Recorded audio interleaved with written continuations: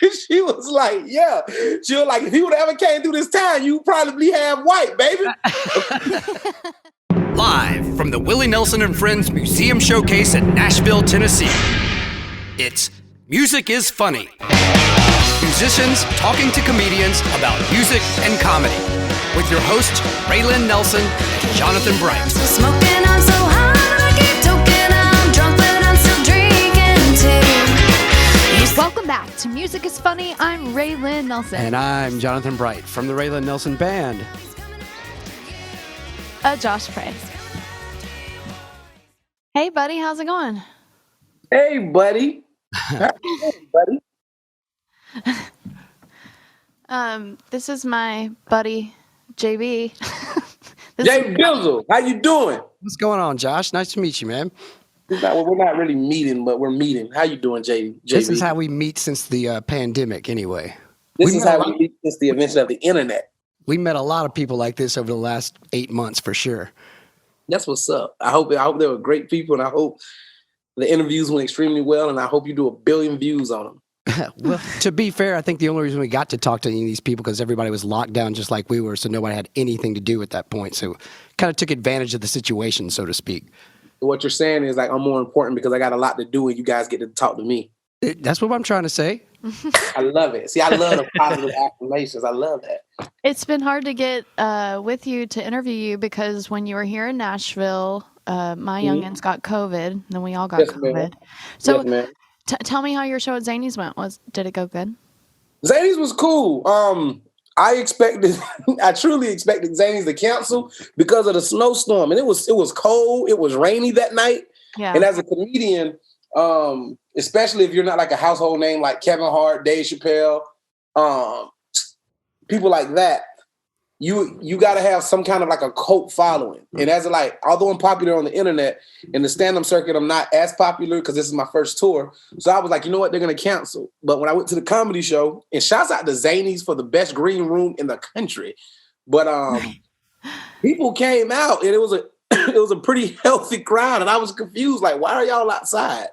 Yeah, that's big time in Nashville because if you play music in Nashville on a snowy night, nobody's coming to see you. Coming. You know, and I'm starting to see that, like how difficult it is to get people to show up for live shows and whatnot. But I'm appreciative of everybody that came out in Nashville. But Nashville always have loved me because of my love for country music and red dirt music. Because people don't believe people in Nashville like red dirt music, but Nashville has always supported me. Okay, so let's go ahead and start. So, I mean, we've already started, but I want to ask you the question that we always start with. What is the first music you remember loving as a kid? I fell in love. I'm an R&B guy. I fell in love with R&B music.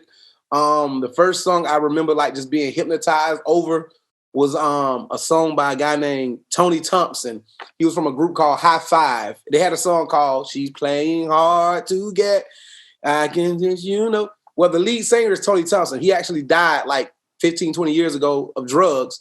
And he had a song called I Want to Love Like That. I was 9 years old when the song came out. And that song just addicted me. That's when I fell in love with music. Like I wanted to do something with music. It just never like played out. But Tony Thompson.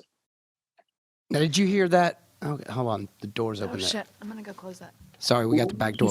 She said shit. She did. Now she's running to the back door because she's a stoner and we left the door unlocked and just kind of flew open. Anyway, so was there music around the house growing up, or was this friends, older brothers? Like, what was the family like? Well, my mom was a minister. Okay. So only certain kind of music around the house, probably. Yeah, my mom sung church music. She still sings church music. She got favorite songs we mess with her about. So my mother always sung. Me being from the South, music is is always a positive thing. It's very relevant in our life. It was always hip hop, Uncle Luke, 95 South. I'm very Southern based. So we really didn't listen to like Northern music, Biggie Smalls and Nas and Jay-Z. I grew up on like Uncle Luke and 2 Live Crew and Salt and Pepper, like stuff I shouldn't have been listening to. Oh yeah. But my mom is very musically inclined. She sings in the church. I came up in the church choir. I couldn't sing, but I was always a performer. So music has always been there. Did you, okay, so you said, I missed the first part of that. You said your mom would sing church songs? Yeah, my mom's a minister, but my mom would sing. She would always sing church songs. Like she sing the Our Father prayer. What'd you say? Like hymns from church? Yeah, and like the church, and then the church we went to, it was super railroad 1600s. We would sing the Bible. Like in the book of Genesis, the Lord saw in the book of Genesis. It was oh, like my gosh. But music has always been there though. That was the first thing I noticed when I went to with a friend to a new age church. Because when I was going to church way back as a kid, it was hymnals, pretty boring music. But I went in and none of that left over. It's like they just it's gone. Which makes sense because our church's music was boring. But it was trust me, it was like, and I love the Lord. I'm a Christian man, so I love the Lord. But hymnals, like, it's just the tone, the melodies, it's so depressing and slow.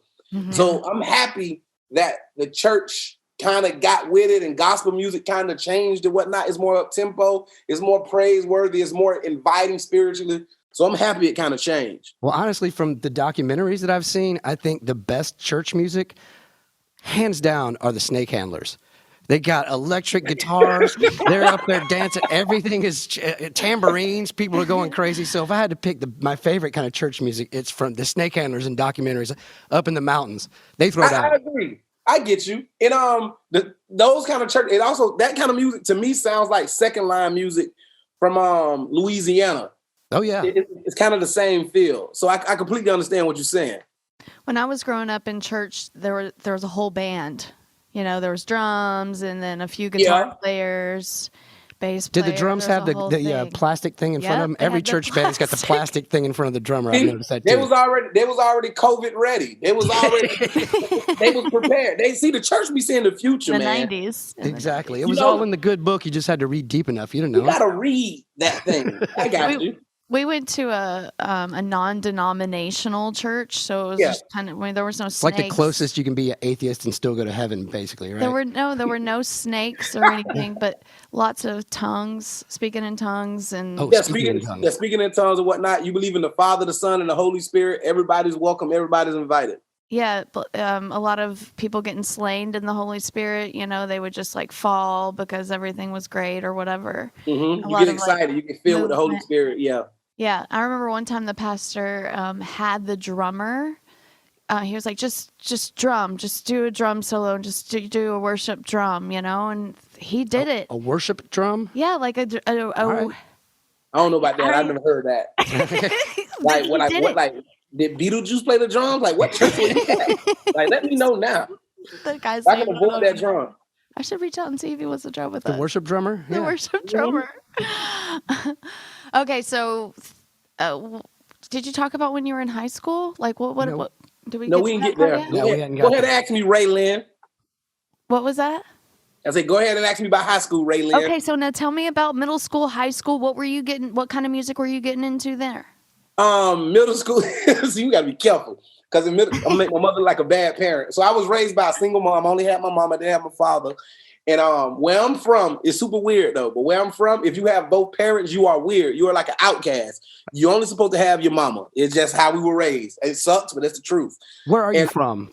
I'm from Immokalee, Florida, a real small town in Florida. It's near Naples, Fort Myers, Miami. Gotcha.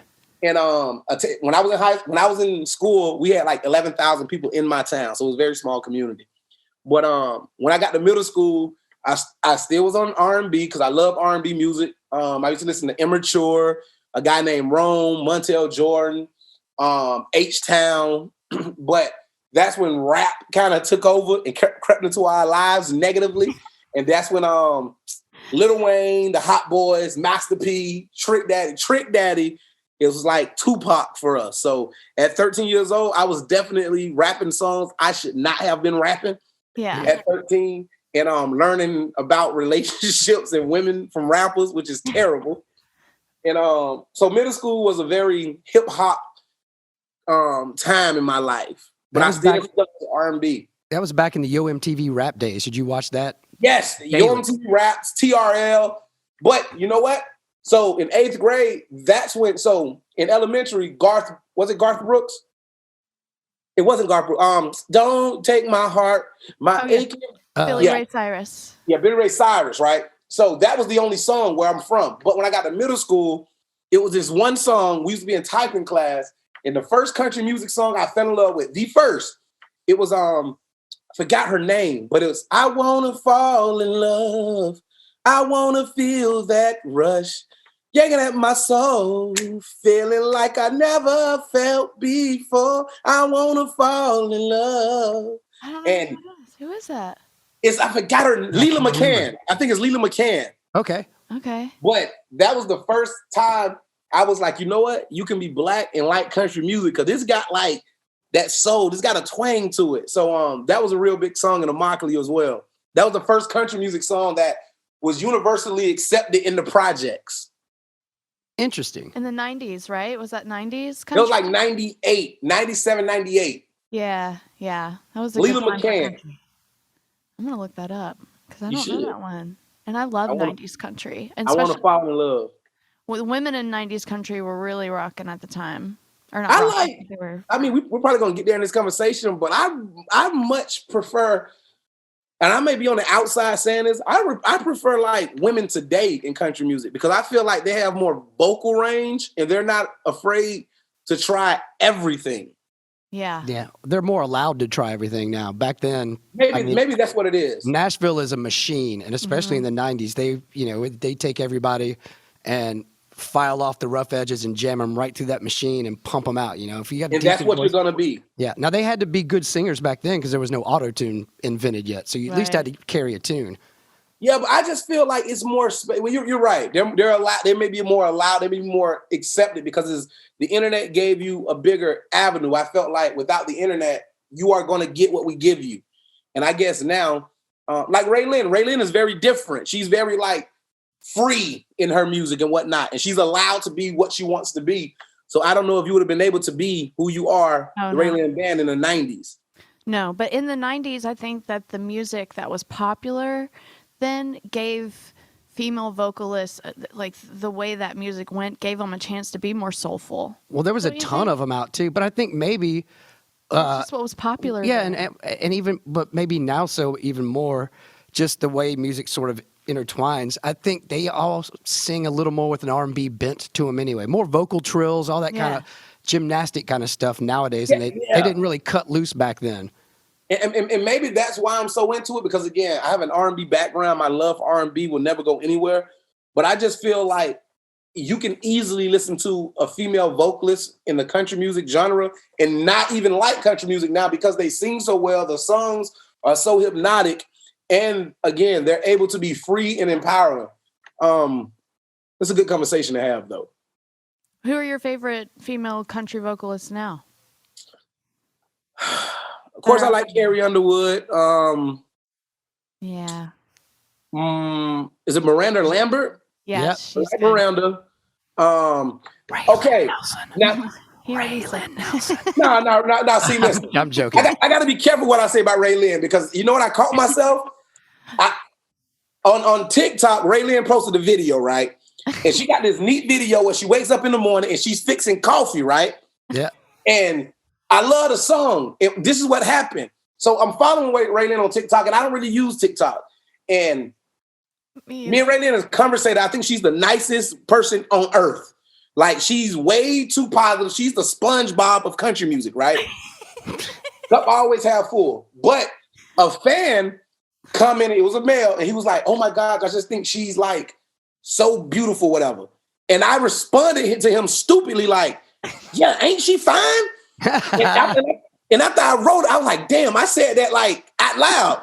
Like I was just speaking as like a man and a fan, like, hey, she is so fine.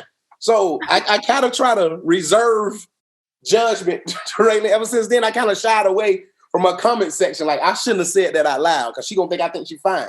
Yeah. But that's my favorite compliment. He does make a point. You do look like SpongeBob. Isn't that what he said? Your head's kind of rectangular like that. I think that's what he was going for. Nah, but people don't consider this one a country music singer, but BB Rexa. I don't know. They like people in the country music world rather call her pop than country music. Okay. And I'm not as cemented in it as some people, as diehard fans, but I absolutely love BB. Like, she is everything. And oh my gosh. Is her name Raelyn as well? There's another Raelyn. Another Raelyn. Yeah, Beyonce, just one word. Yeah, like Raelyn. Now she is cold. Like she is cold. And of course I like Dolly. Dolly's cool. Yeah. I think she's entered like that category of legendary. So no matter what she does, but vocally, just this is me and my personal opinion, and people will debate me all day. I don't think Dolly vocally can hang with some of the women of today. That's just Josh Pray's opinion. But don't you think back in the day she probably could have? Like if she was in her prime. I think it's just completely different. She's hillbilly, man. She's from the hills. I think what you call him vocally is better. She's married to Garth Brooks. Trisha Yearwood. She is the queen. Like, to me, she is Whitney Houston, Patti LaBelle of country music. That's my opinion. She can sing, yeah. Trisha Yearwood can go, but I also feel like she didn't have the mystique that Dolly has, because Dolly is country music. She's synonymous with it. Mm-hmm. So I understand, like, she is the queen. You crown her. Nobody messing with Dolly. But Trisha Yearwood, oh my God, she could sing at my funeral. Please. Yeah. And Dolly does a lot of good for her hometown in Pigeon Forge. You know, she's loved. Created jobs for all those people out there. I just read today that she's paying anybody that works there. She's paying their college tuition if they want to go to school, as long as you're working. And that's what I'm saying. She's transcended just music. Like, she is like a legend. She's a thing. It's hard to explain what she is country music. But she's like Elvis. She's like Elvis. You say Elvis, everybody has a picture. I mean, you say Dolly, you don't have to say which Dolly. No. You know who it is. Yeah, like she gave Whitney Houston's biggest song of her career. Yeah. Like, that's the queen. You can't ever take nothing from the queen. But vocally, Trisha Yearwood, she got it. She's her. And everybody at Dollywood is so happy. I took my youngins there just a couple months ago, which is why I'm talking about it. But when you're riding in the trolley on the way back to there's acres and acres of parking lot, right? So you have to ride in a trolley to get back to your car. But if there's something that goes on with your car, they will pay to have someone come and make sure that you get back on the road. So whether it's a flat tire, whatever it is, they will get you on the.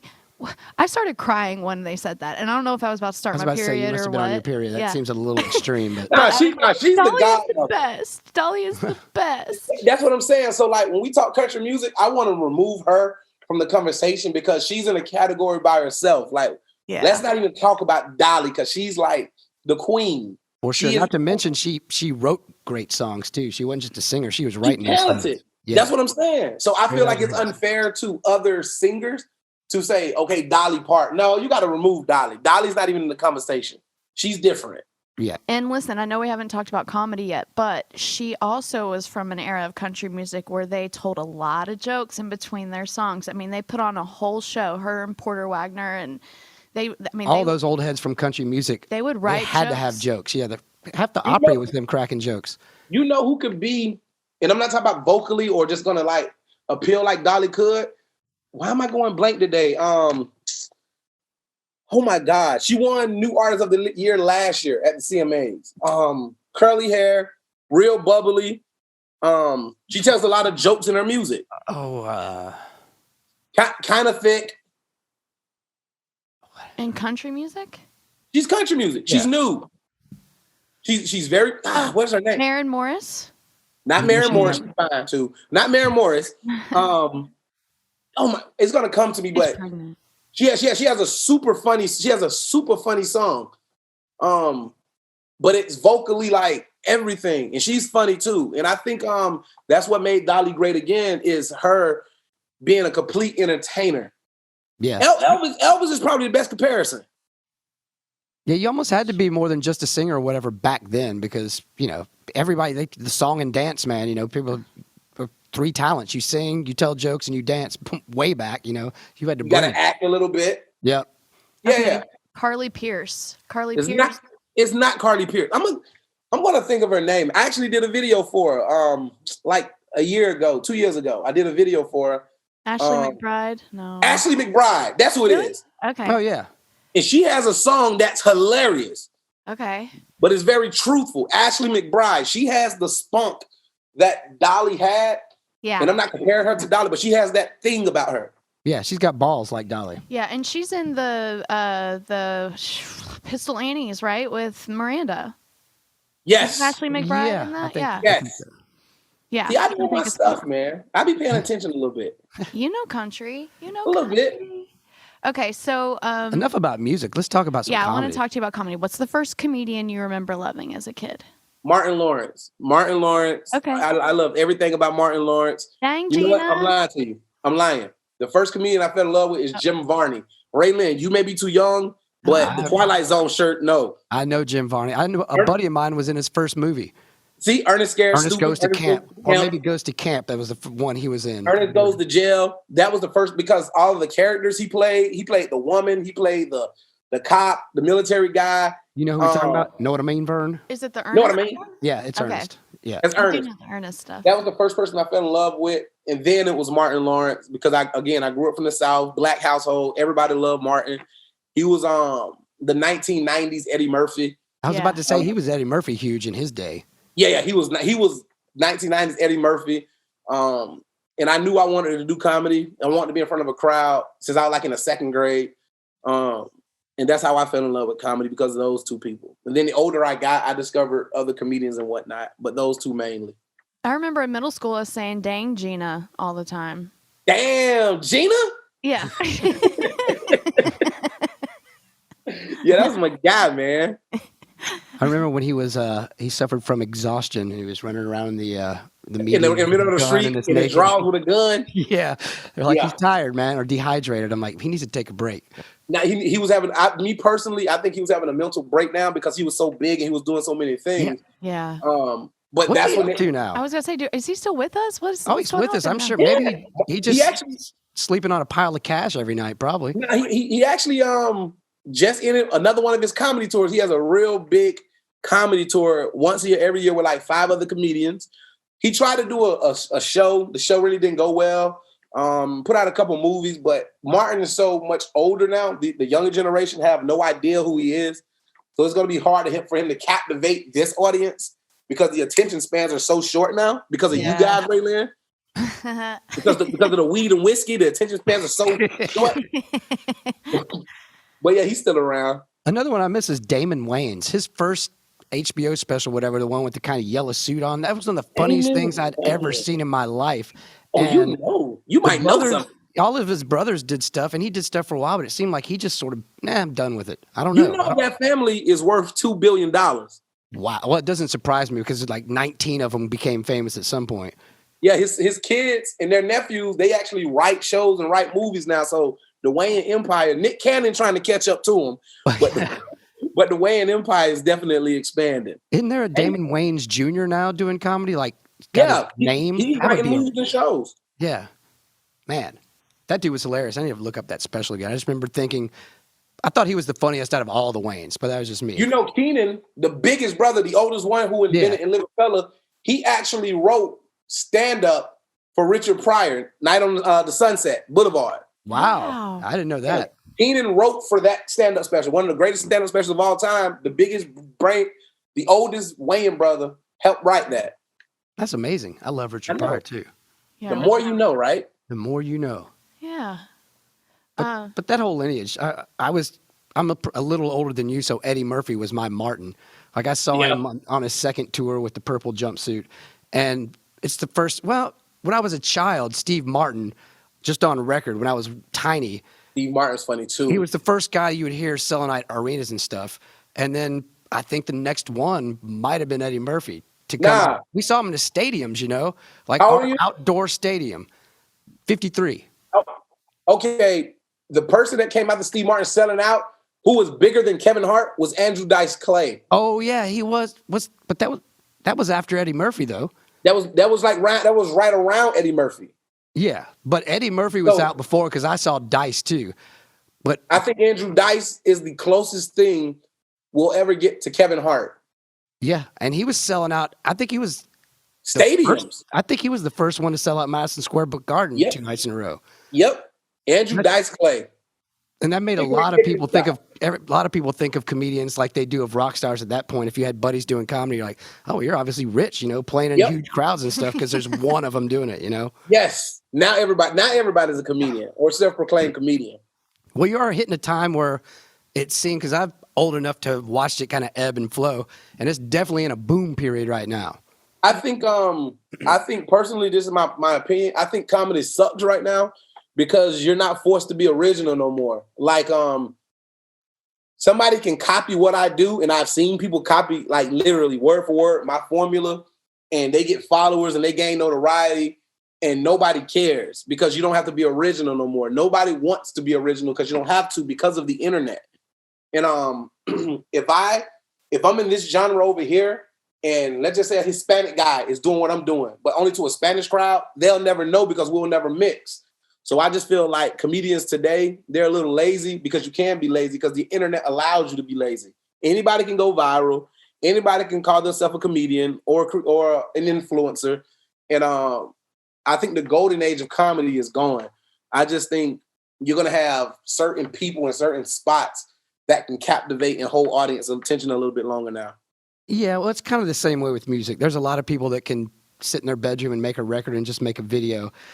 It's technically a band or a group or an artist, but to me, and with comedy too, until you go out and hit the road and do it in front of crowds and other people, and not just being able to edit or even just sit in front of a computer, it doesn't really it counts, but it's just not, it's a whole separate thing than stand-up comedy. It's like internet comedy and stand-up, and some people are hilarious on the internet and are garbage when they get out in front of a live crowd, because it's a whole different talent, really. Whole different art. Now, I think even with music, right? Like, what's the kid name? He black kid, did the song Old Town Road. Oh, Lil Nas X. Yeah. Okay, Lil Nas X, right? He came in, he did the country mixing with hip hop thing and blah, blah, blah. And then, and this is me, I want everybody to make money. I want everybody to be successful. But I felt like people took advantage of country music because when he came out, if you were doing hip hop and you added a guitar to it or a banjo to it, let's do a song, call it country music something, and it's a hit. I felt like that watered down the crossover appeal and the country music appeal because all it took was Lil Nas X to make that, and it wasn't I'm going to be the first to say that people don't want to admit it. Old Town Road is not a country song. It is not. And I don't care how nobody feels about it. It is not a country song. It had a country theme to it. It's total difference.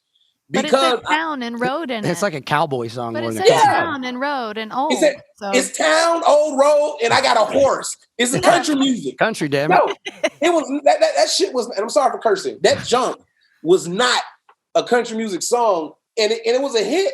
But I felt like it was watering down a genre. Now, if you want to do country music the right way, with the mixing of it, do the Broadway girls with Little Durk and oh my gosh, Morgan Wallen, do the Nelly and the Tim McGraw. Do it the correct way, like respect both genres, don't change it. Right. And I felt like at that point, all these teenagers, even grown men, hey, let me get a country beat so I can rap on it, make a lot of money, and then disrespect that genre and leave it alone. And that's why it's so hard and difficult for newer bands like Raelyn Band to gain a real authentic following because they may see the title, Weed and Whiskey. She's just another young girl that's trying to gain some notoriety really fast. We're not going to listen to her until they realize, wait, they are playing musical instruments. These people are talented.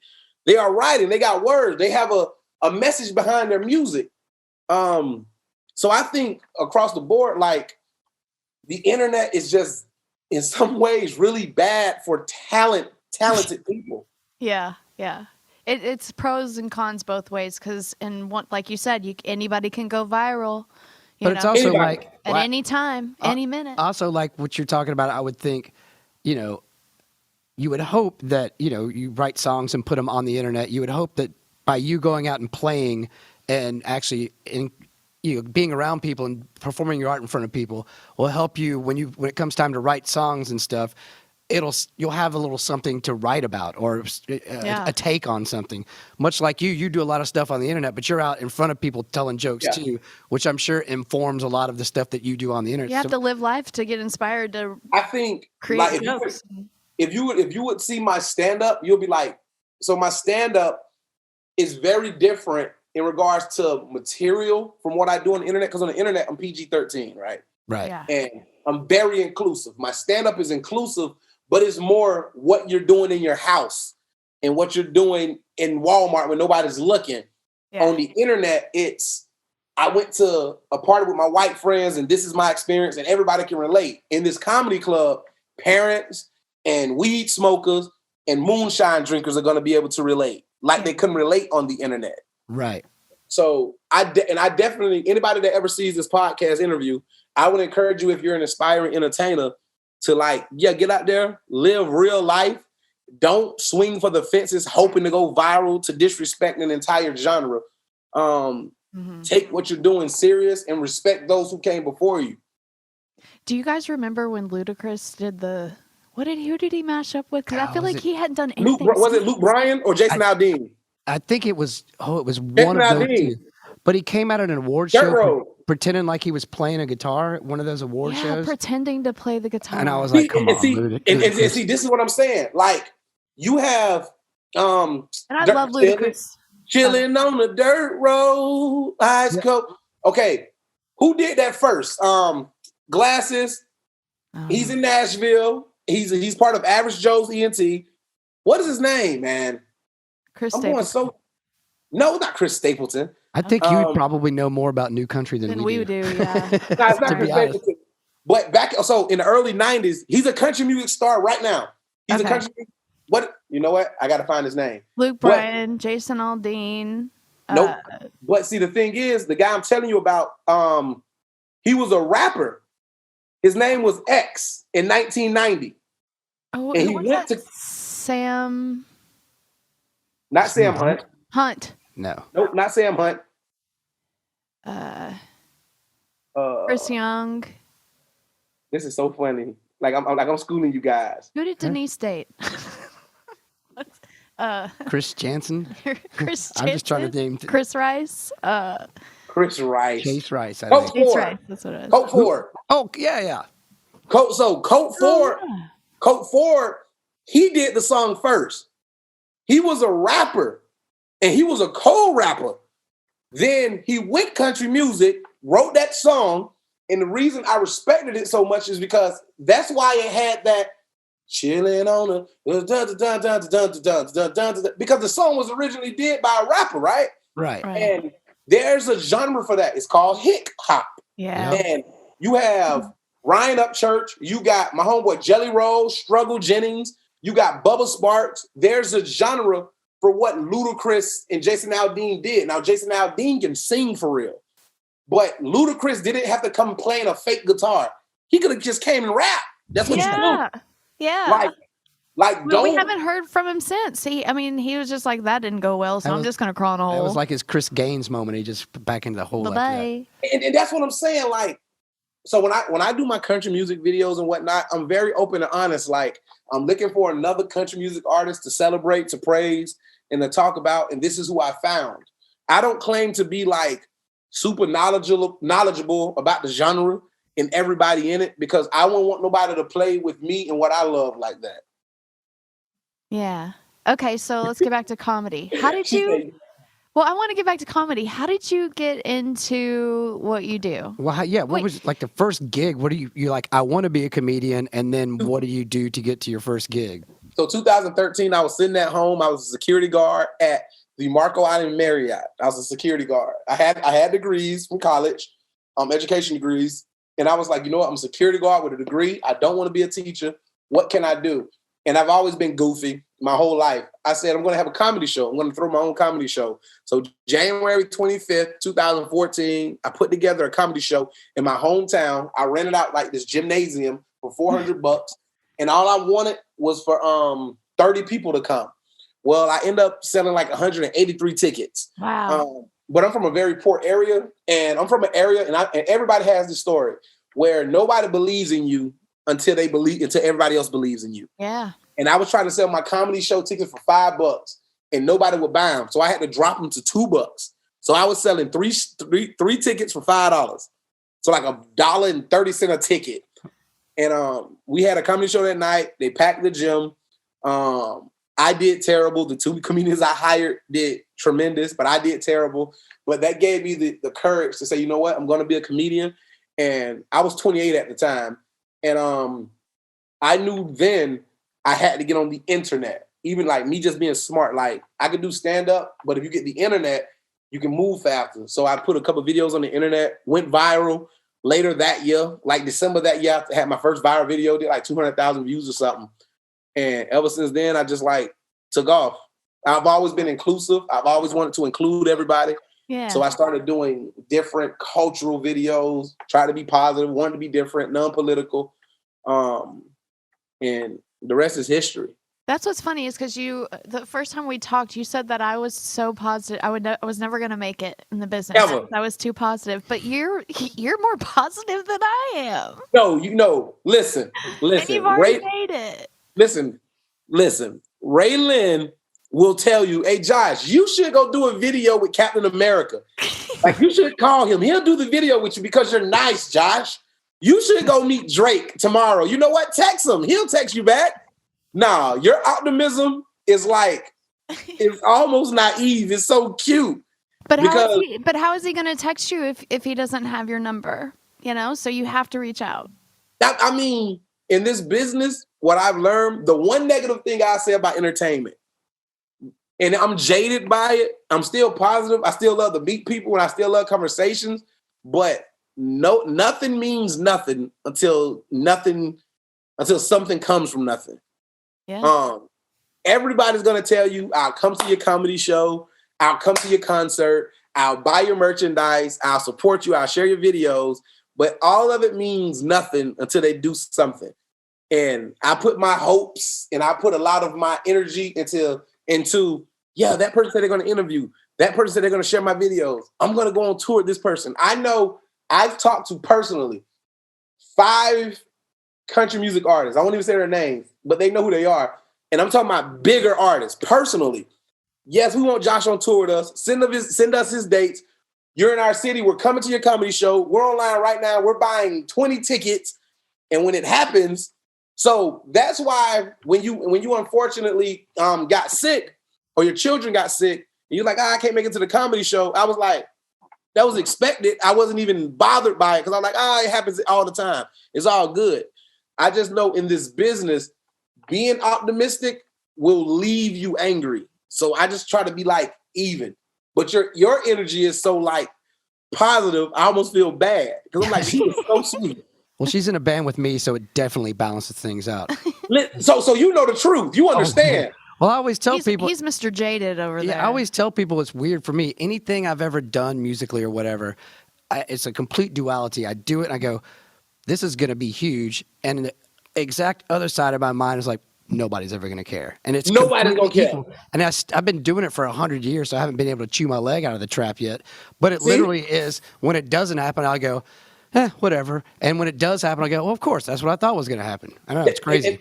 And I think that's where I'm at. Like, my manager has a saying. My manager says, Josh, you are everything to you, but nobody on this planet cares about you. And that's the truth. It's not that people are angry or they purposely hate you. They just don't care about you enough to be concerned with your dreams. So I would definitely say keep your optimism up, but the person sitting next to you right now is your best friend because he's never going to be too excited and he's never going to get too low. Yeah, but see, to me, on the other side of it, please tell us. I think that when you think positively, more positive things can happen. That is just what I believe. I believe like the more grateful for you are of what you have, and you become what you think about all day long. So if you're thinking negatively, like, oh, nobody will ever care about it, nobody will ever listen to it, just like nobody else has ever cared about anything else because I've always thought that with half of my brain. So half of my thoughts are going toward negative stuff. No, I think it's always positive in the front. you just keep in the back. Like I said, when everything's laid down, I'm like, it's No, gonna. I don't even like anytime the back stuff comes up. I'm like, no, only good things. We will be. Yeah, you on a believe in tour. the power of manifestation. You manifest good thoughts. Like spiritually, being a That's Christian. the only way I can get through all this bullshit. I don't know how you guys are just dwelling in the bad thoughts. Like, Life and death is in the. But see, that's where you're confused. Life and death is in the power of the tongue. I wholeheartedly believe that. yeah, I don't think we're dwelling on anything bad. I think we're in purgatory. I think we are, you know what? If it happens, that's dope. If it doesn't happen, on to the next one. Because I'm going to ask you a question. And this is a personal question, but it can be publicly answered because you're in the limelight. What's the biggest thing you think you've experienced musically in your career thus far? wow. I'm honored to be on anything that my grandpa does. So like Okay. Farm Aid, and So you feel like, you know what, this is a blessing that I can grace this stage with anything he's done, right? right. Now, what happens when you've prepared, you and your band have prepared for that, and y'all have practiced, and you guys have posted about it, and you put flyers up, and then 2 days before the show happens, somebody tells you you can't perform. Yeah. How do you still stay optimistic? Not dip into negativity, but just stay super positive, like, yay. Or do you know what? It was somebody else's time. It's all good. I'm not upset because it's to be expected. Yeah, I mean, I have dealt with that, and kind of recently. How many times? Well, I mean, recently, just it was a pretty big time. I mean, No, I we don't can even want to know. edit it out if it gets bad. But like my family but did a whole listen. album, and I wasn't involved in it, and that kind of hit me hard. Okay, so now imagine that situation, right? But imagine that 15 times. Yeah, that's kind of Yeah, happened. Yeah. That exact same situation, but over and over and over and over. Mm-hmm. Mm-hmm. That doesn't build negativity, or you're not a pessimist.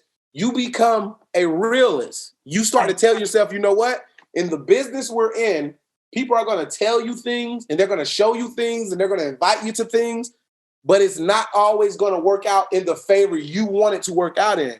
That doesn't make I should have probably clarified that whenever something doesn't happen, unless it's in the business and I did something stupid, but if I create a work of art and nobody digs it and it doesn't go as big, I just naturally assume it's because, well, they're idiots. They don't know what they're talking about. I keep on moving on to the next.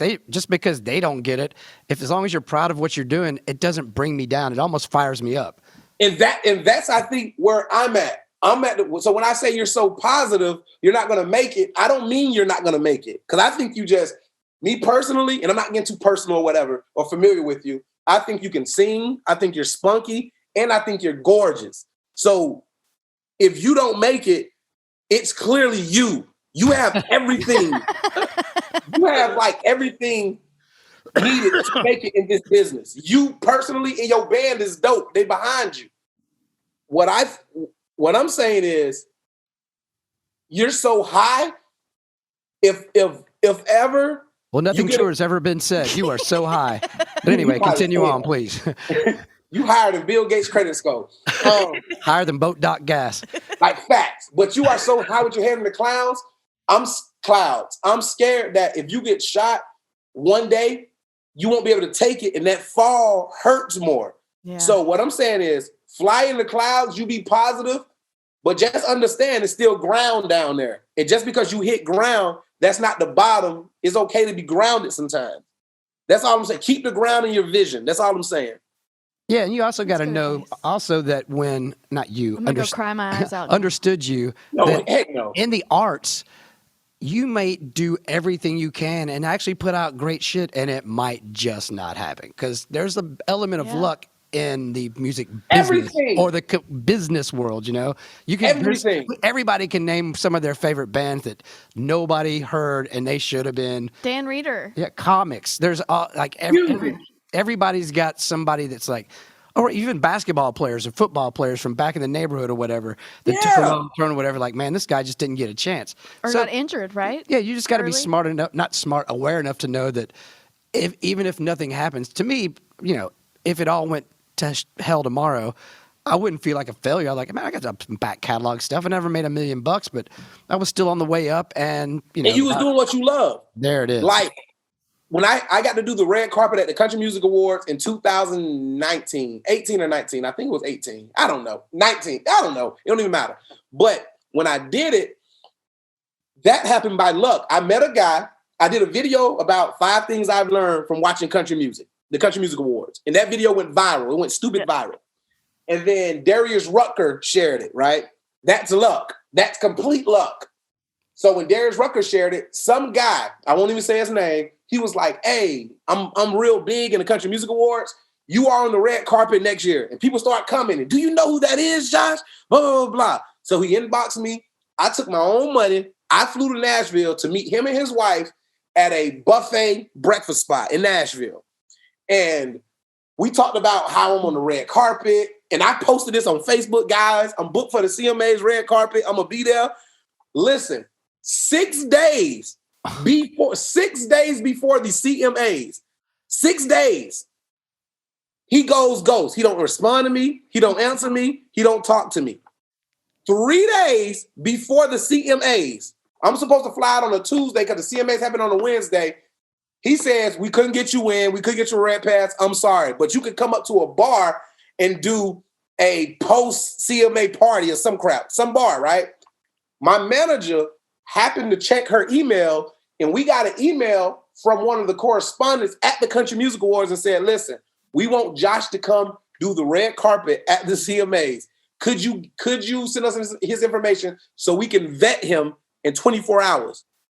By the grace of God and going through her junk folder, she found that email. That's how I got on the red carpet. And I was able to interview Raelyn and all these famous country music people, seeing Garth Brooks and Brad Paisley and Carrie Underwood. And I had a all exclusive media pass. Yeah. And that was pure luck. Now, did you see the guy that ghosted you when you were there? So what happened was, while I'm at the CMAs, right, we're going live. And then I think I had like 2 million followers on Facebook. And I'm going live and I got thousands of people so happy for me. In the comments, you see an artist he wanted me to bring on the red carpet saying, how the hell did you get on the red carpet?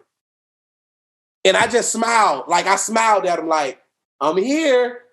But in my mind, I'm like, y'all were janky to me. But this is favor. This is how God works out. And I had to starve off the embarrassment of, hey, guys, I know I told y'all for 3 months I'm going to do the CMAs. 4 days before, I didn't get booked. I'm sorry. And then 2 days later, I'm on the red carpet interviewing people. That's where the luck comes in. It's a lot of luck to it, but I was still grounded, so I wasn't too disappointed. Yeah, and you got to be doing it to take advantage of luck anyway. And maybe it's Yes, look.